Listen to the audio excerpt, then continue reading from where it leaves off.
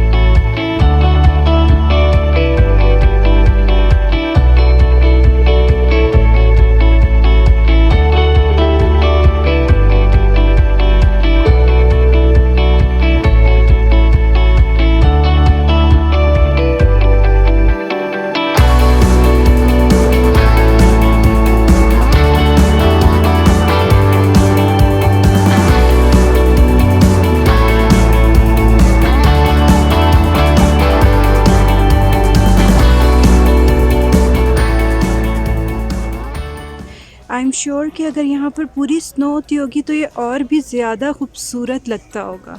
अगर ये white snow covered होता होगा ये पूरा एरिया तो ये और भी ज़्यादा आर्टिस्टिक किस्म का व्यू देता होगा। ये देखिए।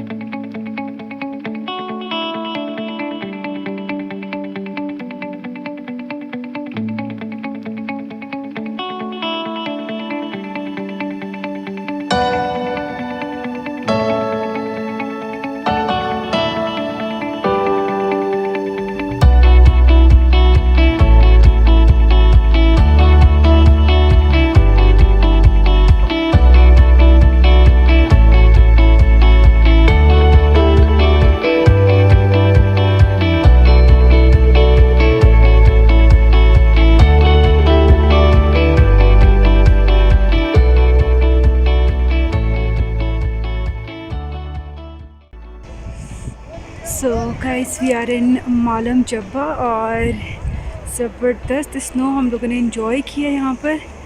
कोई ब्यूटीफुल व्यू है and I think it's some -degree centigrade क्योंकि I can not see exactly कि कितना इस वक्त टेम्परेचर चल रहा है, मगर आई एम प्रिटी श्योर कि ये माइनस में ही होगा, ये प्लस में नहीं होगा। हमने बहुत सारी यहाँ पर स्नो बॉल एक दूसरे को मारी हैं और बहुत कोई हमने इन्जॉय किया है। Although it is hilly area, mountain regions हैं, लेकिन इस मौसम में बहुत ही कोई खूबसूरत माउंटेन्स और बहुत ही कोई सीनिक ब्यूटी आपको नज़र आती है, एक्सपीरियंस करने को मिलती है।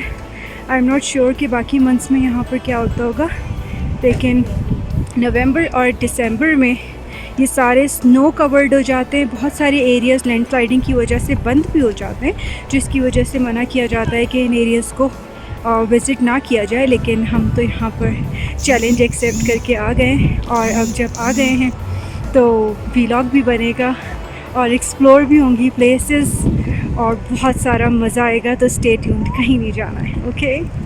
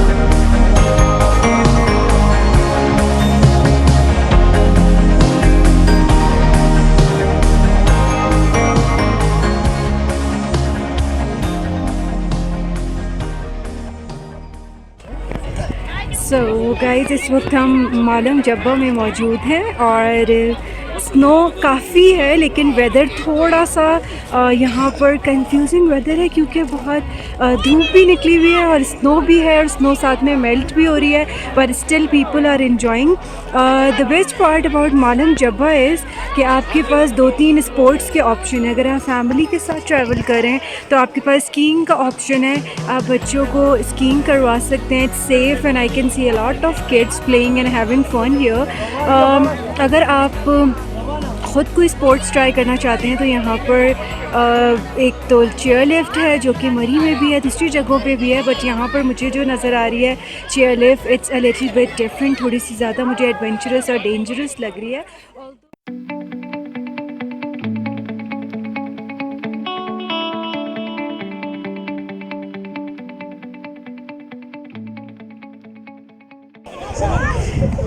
अच्छा, जो चेयर लिफ्ट है बेसिकली उसका टिकट है 600 रुपीज़ ओनली, और जो सिप लिफ्ट है वो क्योंकि थोड़ा सा मुझे एडवांस स्पोर्ट लगता है तो उसका टिकट है 2500, a little bit expensive, but I think कि those who are willing to take dares और जो कि एडवेंचर्स ट्राई करना चाहते हैं उनके लिए ये बड़ा मज़ेदार एक्सपीरियंस होगा, although I could try that.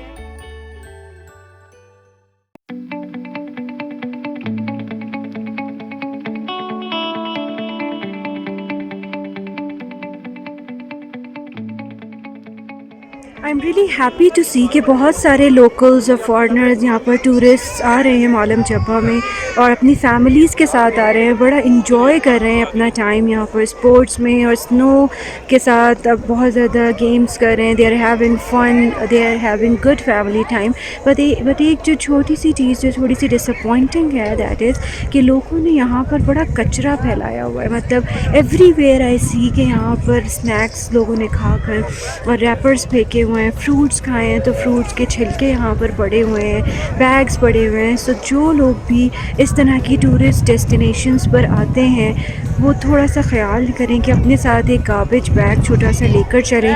जो भी आप खा रहे हैं स्नैक्स, जो भी आप फ्रूट्स खा रहे हैं, मेक श्योर कि आप वो सारा कचरा उसमें डालें और वो गार्बेज बैग अपने साथ आप लेकर जाएं। जगह जगह यहाँ पर इन्होंने गवर्नमेंट ने बड़े बड़े यहाँ पर डस्टबिन प्लेस किए हुए हैं, वो आपके लिए हैं।